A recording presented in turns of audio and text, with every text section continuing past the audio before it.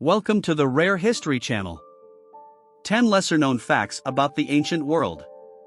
When most people hear about the ancient world, they automatically think of ancient Greece, Rome, Egypt, Persia, Mesopotamia, China, and other great empires from the past.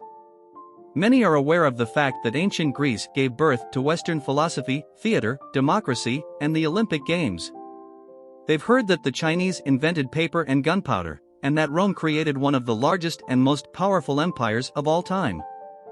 But popular culture is often ignorant of many other interesting facts about the ancient world, facts which still have great influence on everyday life in the world today. Fact number 1. Feta cheese, the oldest in the world. Feta cheese, made from the milk of sheep and goats, is Greece's national cheese and is currently one of the most popular cheeses in the world.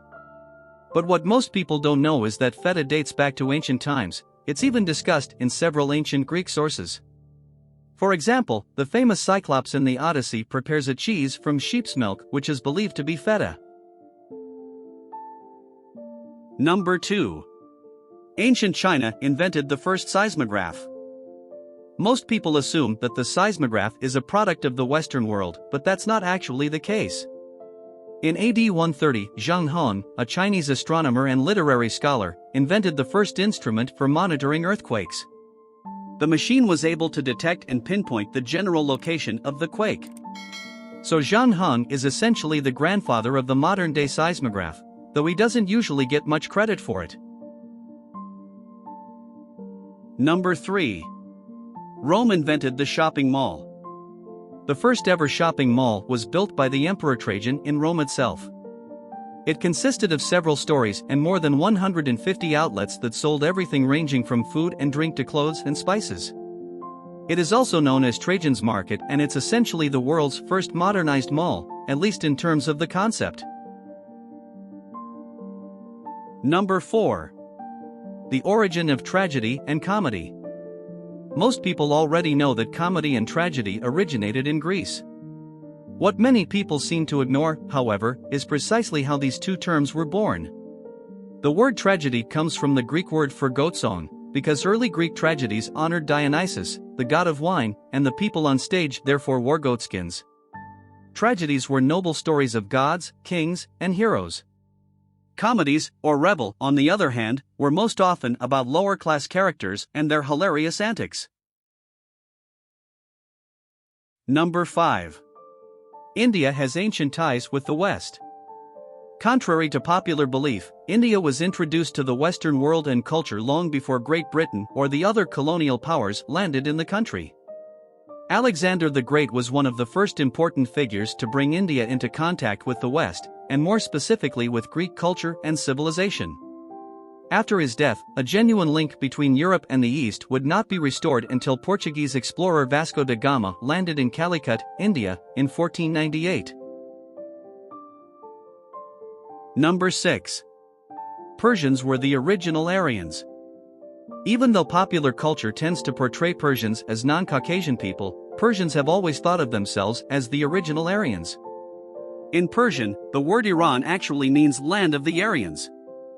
The Medes were of Aryan origin, and were the first people to unify Iran around the 6th century BC. One of the tribes, the Magi, were powerful Zoroastrian priests. The most famous Magi are the three wise men of the Christian nativity story, who brought gifts to the newborn Christ. Number 7. Toasting began in ancient Greece. When we make a toast at dinner parties today, most of us really have no idea where this tradition began, or for what reason. In ancient Greece, as it turns out, a dinner host would always take the first sip of wine to assure guests that the wine was not poisoned, hence the phrase drinking to one's health. The tradition of toasting continued in ancient Rome, but with an addition that gave the custom its current name. Romans would drop a piece of toasted bread into each wineglass, so as to temper undesirable tastes or excessive acidity. So today we might make a toast to happiness, but back in ancient times it was a matter of life and death. Number 8. Cappuccinos are named after Crypt in Rome. The Capuchin Crypt in Rome consists of 5 chapels, as well as a corridor 200 feet, 60 meters long, and it's decorated with the bones of 4,000 deceased monks. The Catholic order insists that the display is not meant to be macabre, but a silent reminder of our own precarious mortality. The coffee drink cappuccino takes its name from this order of monks, who were known for their custom of wearing a hood, or cappuccio, with their habits. Number 9. The Celts were not barbarians. Greco-Roman writers and historians usually describe the Celts as uncivilized barbarians. There are many historical sources which describe the barbarous Celtic practice of human and animal sacrifice. All the same, both ancient Greeks and Romans sacrificed animals, and sometimes even humans, to the gods long before the Celts did so. King Agamemnon, for example, is known to have sacrificed his own daughter, Iphigenia. Ancient Greeks often organized combat games in which human beings fought each other to death for the pleasure of spectators. And it's well known that the Romans made their prisoners fight each other or fight ferocious wild animals inside public arenas. So who were the Greeks and Romans to throw stones at the Celts for being barbaric? As it turns out, Celtic religious sacrifices were certainly less cruel and barbaric than many of the slaughters perpetrated by the Romans. Number 10. The people of Mesopotamia were the first to harness nature. Mesopotamia, which essentially covered the area of modern-day Iraq, means the land between the rivers in Greek. It is often called the cradle of civilization, because it was the location of the world's first true civilization. One of the most important contributions to technology, the ability to control the flow of the Tigris and Euphrates rivers, was achieved by the Sumerians. When they had learned how to build levees, they were no longer dependent on the yearly floods and instead found themselves with a stable year-round food supply. This resulted in the first civilization, because it meant that people didn't have to be nomadic anymore.